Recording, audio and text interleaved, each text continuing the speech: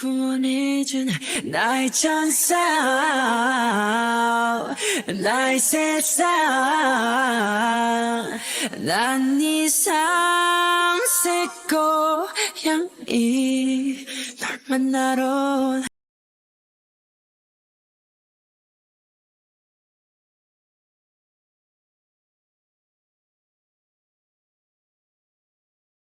Will that be okay? William asked, her eyes shifting toward Minho. Unsure. Yes, sweetie, he said softly, his gaze steady on her. You need a roof to stay. You don't have a job now. Where do you think you can go?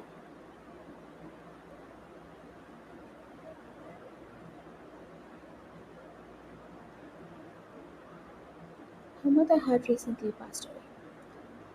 Even after spending so much money on her surgeries, she had been Wayan's last thread of hope, her anchor, but now she was gone too. Wayan's house lease was about to end, and she needed to shift to a new one.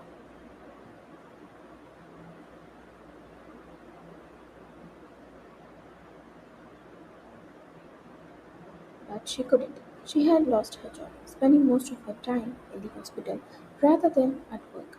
Now she was searching for a new one, feeling the weight of every responsibility pressing down on her shoulders.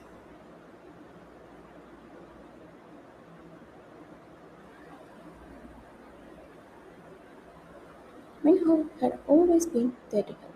Yes, he helped her every time. He had lent her money for her mother's surgeries, medicine bills, sometimes even bought her food and groceries. He had spent so much on her, and Ryan had always have blessed to have him.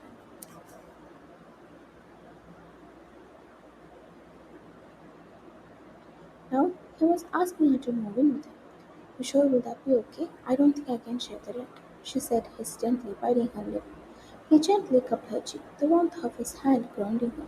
Please come in with me. I'd be glad to spend more time with you, he said softly.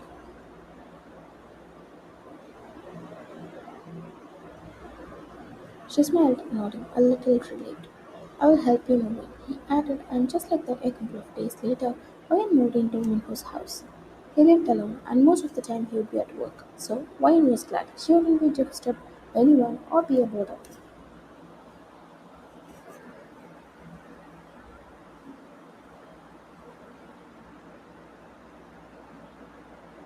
She was washing the dishes after cooking a quick lunch for herself. Minho was already at work. The house was quiet, just the sound of water hitting the sink. After lunch, Ryan thought she would do a little job search. After lunch, Ryan thought she should do a little job search for herself.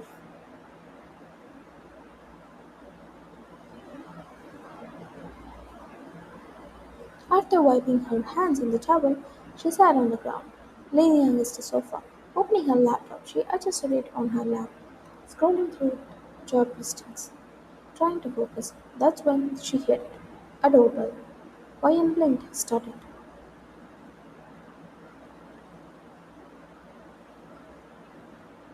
Minho couldn't have come back yet.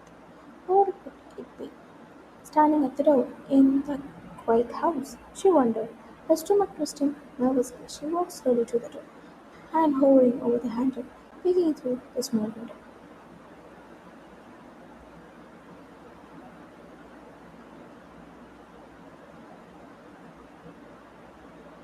It was Jimin. Ryan blinked again.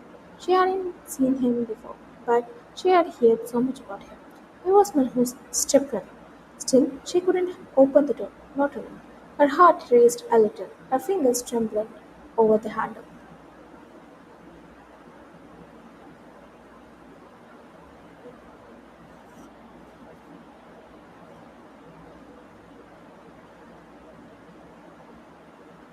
Then, her phone rang. The sudden sound made her flinch. She quickly ran to it, picking it up. Hey, Ryan, Jimmy must be there, Minho said. She nodded before answering.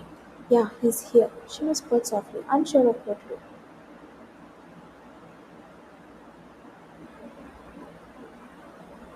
Let him in. He's gonna stay with us, Minho added immediately. Ryan froze, blinking. What? Just like that? Minho cut the cord. His stomach felt tight. Slowly, she walked to the door, her hand shaking as she unlocked it, opening it just a little.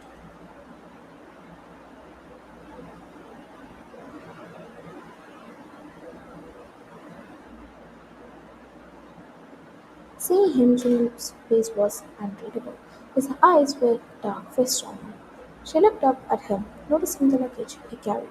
"Please come in," Wayne said, opening the door wider, stepping aside. He moved inside effortlessly, carrying everything in one go.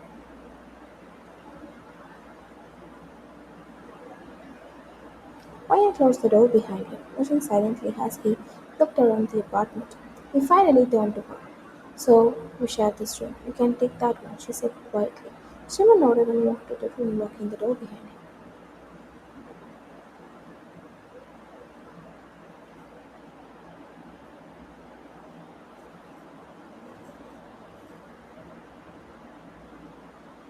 Wayne sighed heavily, sinking against the sofa. Seeing him for the first time made her stomach twist. She had heard so much about him. He listens to no one. He's a freak, a psycho. He had been in the orphanage all these years, and now, why was he here?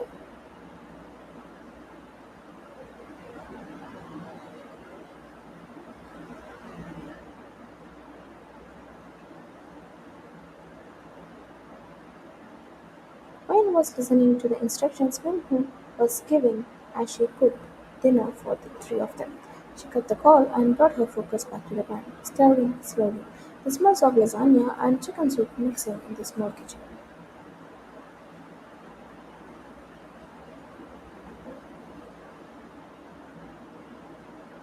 She chopped vegetables, moved them from the cutting board to the pan, stirring carefully. The house was quiet except for the clatter of her knife and the faint bubbling of the soup. Her mind tried to stay on the recipes, but something felt off.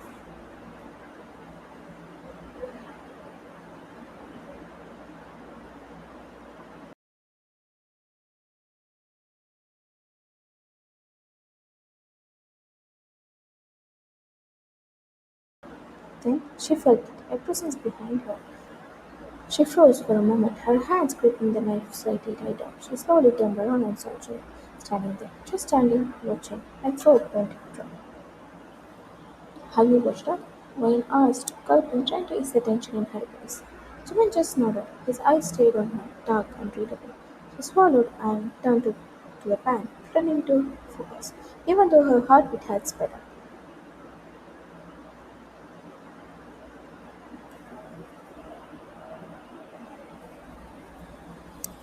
He was silent most of the time, and Wayne wondered if he was the same man who had described.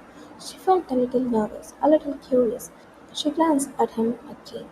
He was moving toward the cupboard deliberately, slowly.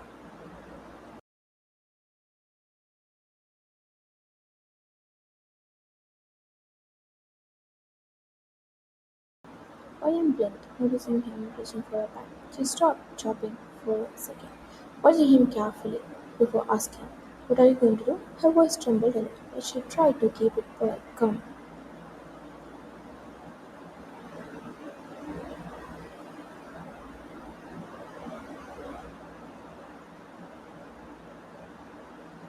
Jimin looked at her. For a moment she thought she might see some anger, some sudden reaction, but nothing came. "I'm sorry," she added quickly. "I just wanted to know if you're going to cook for yourself."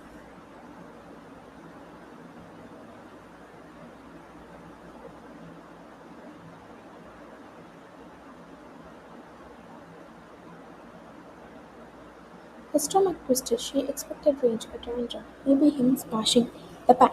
But instead, a soft voice echoed in the kitchen. "Yeah." Wyatt blinked at him, startled, relief mixed with confusion. "Don't worry, I'm cooking for you too," she said with a small careful smile.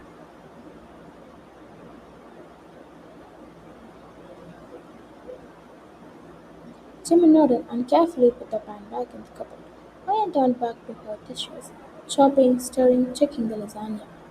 She kept glancing at him, noticing the way he moved, deliberate, silent, careful, almost like he was aware of every tiny thing she uttered.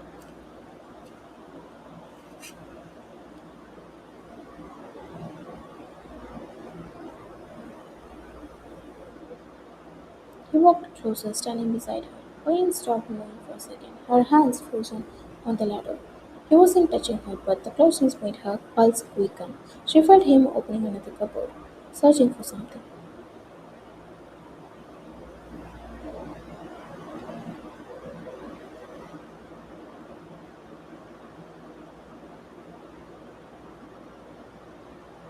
pulled out a box of herbs and poured some into his hand. He sprinkled them into the soup.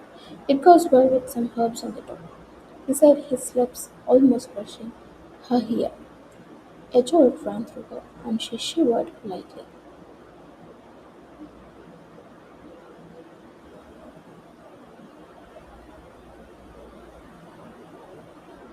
She turned startled. He was right next to her, watching the food carefully, quiet. Her mind raced. Was this really happening? Her hands shook a little as she grabbed the handle. Don't do that, she whispered.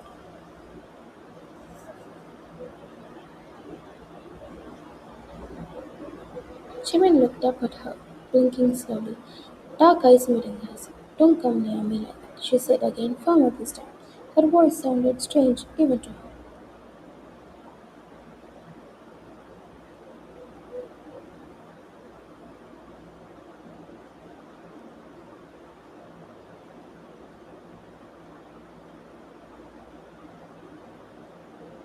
He tilted his head, and for a moment the quiet between them stretched. Then what should I do if I need you? He asked quietly. Ian almost dropped the ladle. Her chest tightened.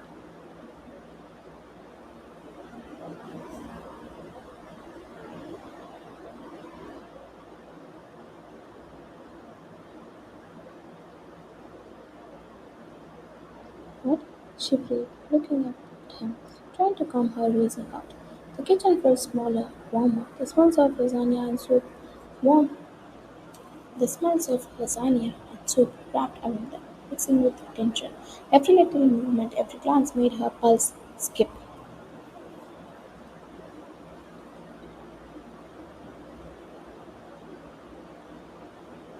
Tell me what should I do? He asks, taking a step closer. Ryan's heart skips. She steps back slightly, almost bumping into the counter. Jimin halts in the middle of his stride, his dark eyes meeting us. The kitchen appears abruptly smaller as she senses the air growing thicker. I need you, she says quietly, almost like a whisper meant only for her. Maya shakes her head slowly, her fingers tightening around the ladder. I'm your brother's girlfriend, she says, trying to sound calm, trying to steady her racing heart.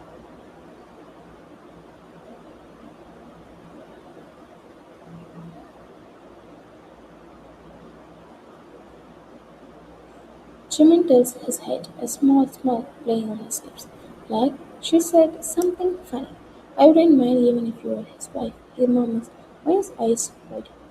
Her pulse jumps. She takes another small step back, uneasy, confused, a little afraid.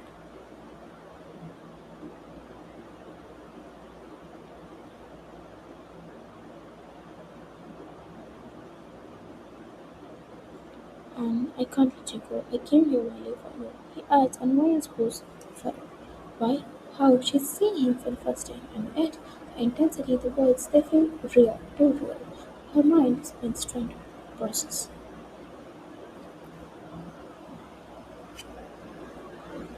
At that moment, the soap bubbles over. A hot drop splashes onto her finger. She hisses sharply, pulling it back. Pain shoots through her hand. Before she can react fully, Jim is already beside her, holding her finger gently, guiding it under the running tap.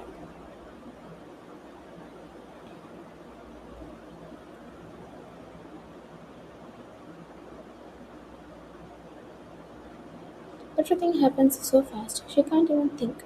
Her eyes are on him, not the water, not the gun. His hand is warm, steady, careful. Please be careful, he murmurs, focusing on her finger. She pulls it back quickly, startled, and finally meets his gaze.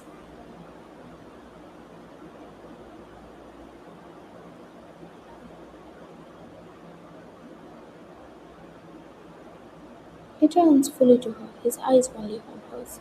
The heat in the kitchen is nothing compared to the heat rising between them. Don't come near me, she whispers, shaking slightly, trying to be harsh, trying to push him back, failing to move away entirely.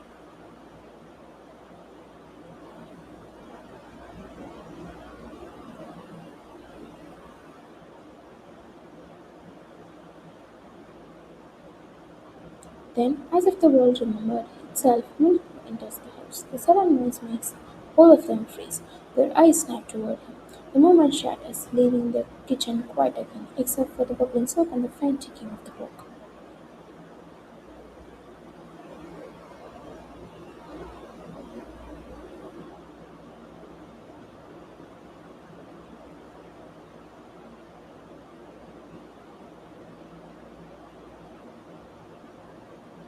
Wayan's heart is racing, palms slightly down.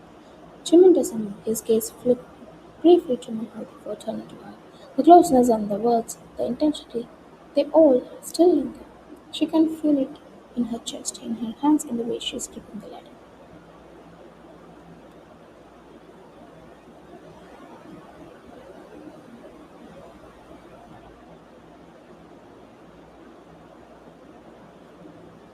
Wayan, he calls, and Wayan runs to him right away. Like he's the only safe place. She doesn't care about the kitchen door, nothing, only him, only Minho.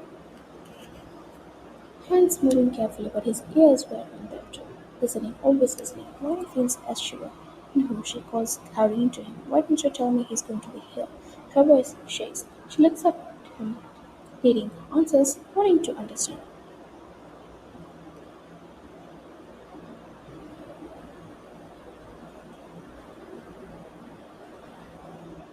Minho puts up a hand. I'll tell you everything, but could you please go keep his bag in the room? His voice is tired, soft, firm. Wayan blinks, hesitates, then slowly nods. She follows, quiet, careful, walking. Feels heavy. Every step is like slow motion.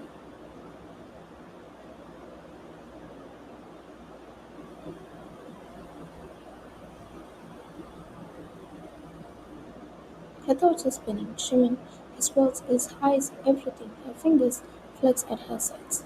Her chest is tight, heart pounding. How is this happening? Minho sits on the couch, leaning back, rubbing his face, too tired, bound.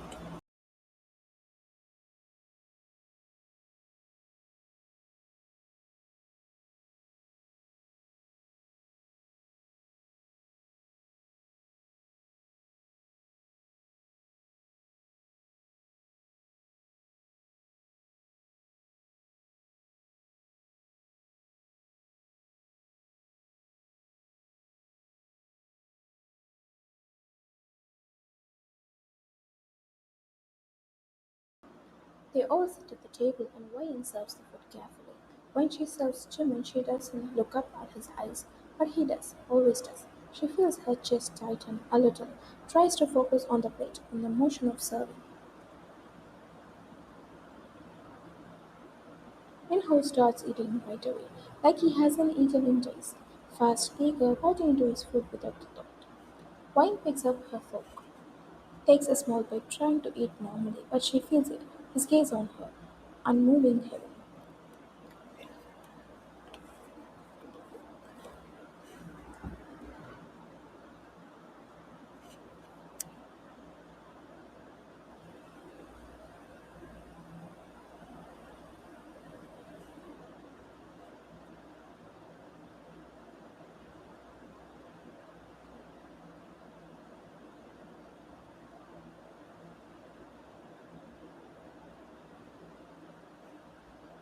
He will be here with us for a couple of months.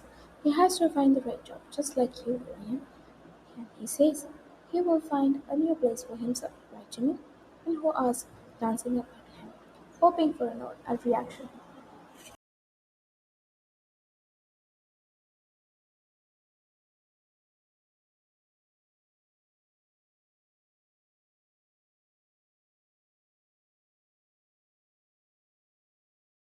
But Jimin doesn't know, doesn't acknowledge what Minho is saying. He just keeps eating, eyes on the plate, silent, unreadable. Wyatt swallows, noticing the tension in the air. She shifts slightly in her chair, trying to not to stare, but can't help it. Minho turns back to Wyatt and shakes his head slightly, sighing under his breath before resuming eating.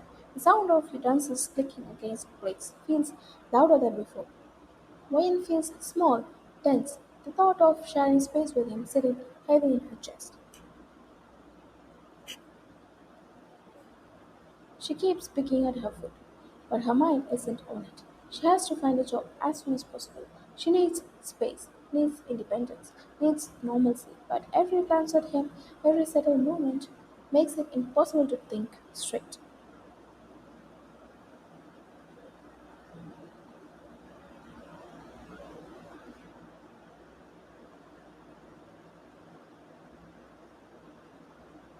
After washing the dishes and cleaning the kitchen, Ryan walks back to their shared room. Minho is already lying down, looking exhausted. His eyes are tired, heavy, and he has yawned a few times already. She feels a little tug in her chest at the sight of him like this.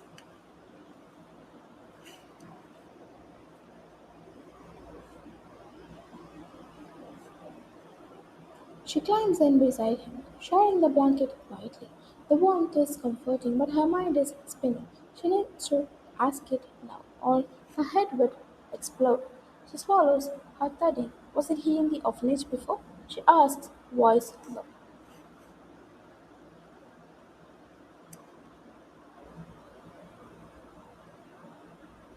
With half-closed eyes, Minho nods slowly and yawns again.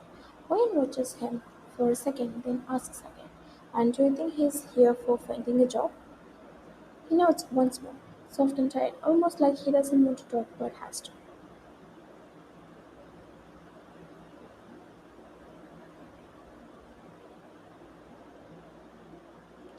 Of course, he needs money. He got none with him. As you know already, since our dad left us, he was in the orphanage, but he wasn't fine there. My mom used to get a lot of phone calls because of him.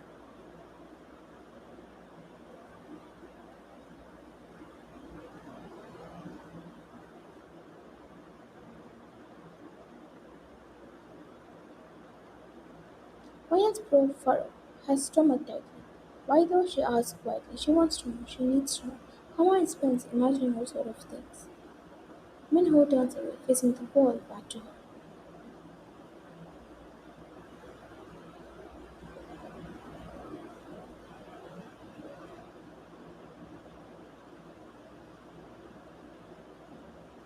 Can we talk tomorrow, please? I'm really tired, he says, voice soft but firm. Ryan nods, turning away under the blanket, heart pounding.